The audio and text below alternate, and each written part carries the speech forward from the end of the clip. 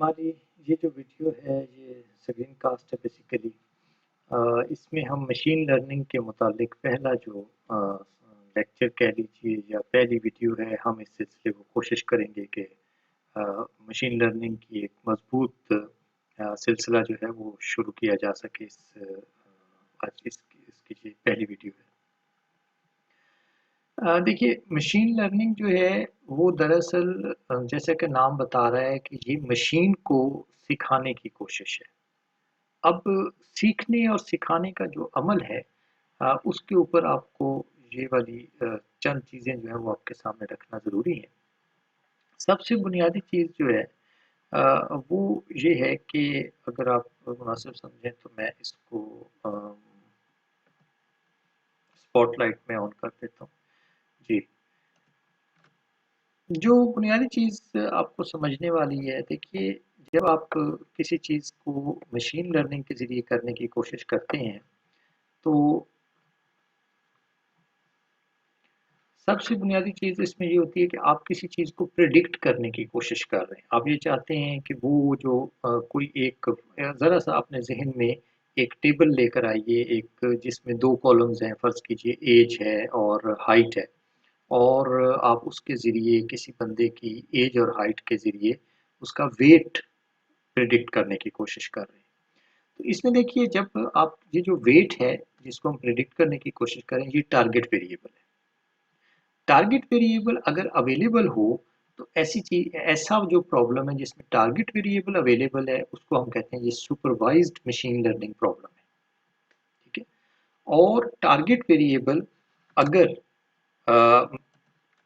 Continuous है तो फिर उसको कहेंगे कि ये रिग्रेशन प्रॉब्लम है। जैसे वेट है, ये एक कंटिन्यूअस वेरिएबल है। कंटिन्यूअस वेरिएबल उस सेंस में नहीं है जिस सेंस में रियाजी में होता है, कि बल्कि ये उस सेंस में है कि देखिए, आपके पास वेट एक बंदे का जो है वो फ़र्ज़ कीजिए 70 किलो है, तो अगले बंदे का हो सकता है 70.0001 हो, अगले का उससे भी ज़्यादा हो सकता है, कम भी हो सकता है। तो कोई भी डेसिमल नंबर आ सकता है, लिहाज़ा इस वेट का जो टारगेट वेरिएबल है, इसको हम कहेंगे कि ये कंटीन्यूअस टारगेट वेरिएबल है। वो वेरिएबल जिसको प्रेडिक्ट किया जा रहा है उसको, या जिसको आउटपुट वेरिएबल, या हमारे मैथमेटिक्स में हम उसे कहते हैं जी डिपेंडेंट वेरिएबल है। तो वो जो डिपेंडेंट वेरिएबल है, अगर वो कंटिन्यूअस है, अ, तो फिर हम ऐसे प्रॉब्लम को रिग्रेशन प्रॉब्लम कहते हैं। लेकिन अगर आपका जो डिपेंडेंट वेरिएबल है, या जिसको आप लेबल आइंदा हम कहेंगे या टारगेट वेरिएबल कहेंगे, टारगेट वेरिएबल जो है वो डिसकंटिन्यूअस है, डिस्क्रीट कैटेगरीज की शक्ल में है। मसलन जेंडर पर मबनी है, आप एज और हाइट के जरिए जेंडर प्रिडिक्ट करना चाह रहे हैं कि आया ये एज और हाइट जो है ये मेल की है या फीमेल की है। तो देखिए, इसमें दो कैटेगरीज है, लिहाजा ये जो प्रॉब्लम है, अब इस प्रॉब्लम को आप क्लासिफिकेशन प्रॉब्लम कहेंगे।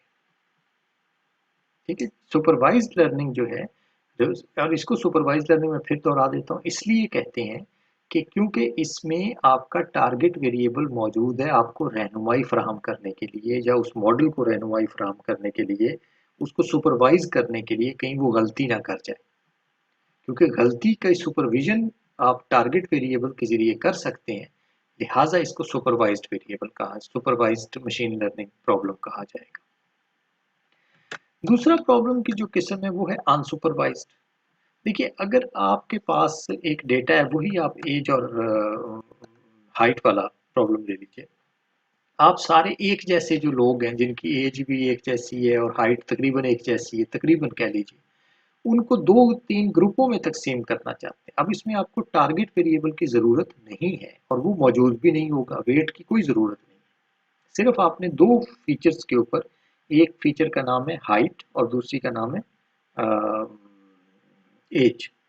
एज और हाइट की बिना पर अगर आप लोगों को आपस में इकट्ठा ग्रुपिंग करते हैं, उनको क्लस्टर बनाते हैं, तो इसमें देखिए, आपका टारगेट वेरिएबल क्योंकि नहीं है आपको सुपरवाइज करने के लिए, लिहाजा इसको अनसुपरवाइज्ड प्रॉब्लम कहा जाएगा। और स्पेसिफिकली इस प्रॉब्लम का नाम होगा क्लस्टरिंग। ये डेटा साइंस में एक बड़ा अहम प्रॉब्लम होता है। हम आगे जाके इस कोर्स में और भी इस तरह की प्रॉब्लम सॉल्व करेंगे। बाय एनी ही अगर किसी प्रॉब्लम के फीचर्स फर्ज कीजिए 1000 के करीब फीचर्स हैं, तो आप सारी को हैंडल नहीं कर सकते, इतनी बड़ी मशीन के ऊपर काम करना मुश्किल होगा या मशीन के रिसोर्सेज काम नहीं कर सकेंगे। तो उस सूरत में आप ये चाहेंगे कि जी 1000 फीचर में से मुझे कोई 10 फीचर्स ऐसी निकाल दीजिए कि जिनकी वजह से मैं अपने असल प्रॉब्लम को तो सॉल्व कर लूँ, लेकिन उसकी जो प्रिसीजन है, उसकी जो हेल्थ है प्रॉब्लम की, उसके ऊपर कोई असर ना पड़े। तो अब 1000 में से 10 ऐसी चीज़ों की चॉइस करना, ज़ाहिर है ये रैंडमली नहीं की जा सकती। इसके लिए बड़ी ज़हानत और उसकी ज़रूरत है कैलकुलेशन की।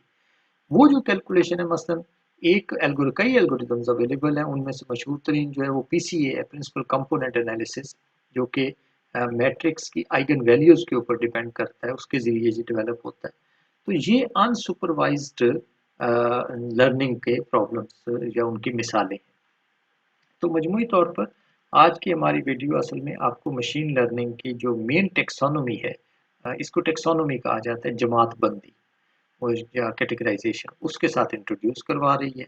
और हमने जो काम अभी तक आज किया है, इसका अगर आप मुकम्मल माइंड मैप देखना चाहते हैं तो ये देखिए, ये इसका मुकम्मल माइंड मैप है। हमने जो बातें की हैं, सुपरवाइज्ड और अनसुपरवाइज्ड ट्रेनिंग क्या होती है या प्रॉब्लम क्या होते हैं। सुपरवाइज्ड के दो हिस्से हैं, एक रिग्रेशन है, एक क्लासिफिकेशन है। और रिग्रेशन वो है जिसमें अच्छा, सुपरवाइज्ड कौन सा है जिसमें टारगेट वेरिएबल है, अनसुपरवाइज्ड कौन सा है जिसमें टारगेट वेरिएबल नहीं है। रिग्रेशन क्या है जिसमें टारगेट वेरिएबल तो है और वो कंटिन्यूस है। क्लासिफिकेशन क्या है, टारगेट वेरिएबल तो है लेकिन डिसकंटिन्यूस है। अनसुपरवाइज्ड होने की वजह से यहाँ टारगेट वेरिएबल नहीं है। दो मिसालें आपके सामने रखी हैं, क्लस्टरिंग और फीचर रिडक्शन की या प्रिंसिपल कंपोनेंट एनालिसिस पीसीए की। तो आज के लिए इतना ही। आइंदा भी हम इन स्क्रीन कास्ट को करते रहेंगे।